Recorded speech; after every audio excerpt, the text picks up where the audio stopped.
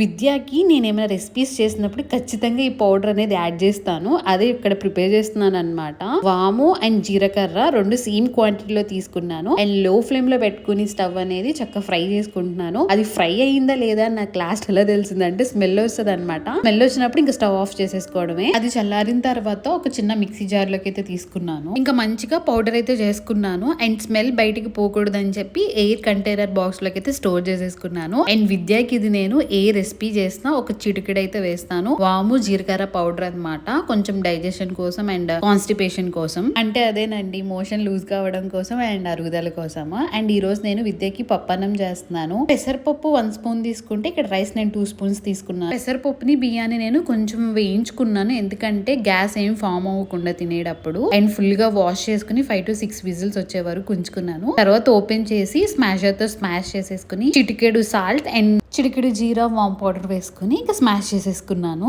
ఇంకా గిన్నెలోకి తీసేసుకుని ఒక 2 to 3 స్పూన్స్ నెయ్యేసి ఇంకా విద్యకి పెడతాను. ఇంకా అదే రైస్ లో లాస్ట్ లో కొంచెం పెరుగన్నం కూడా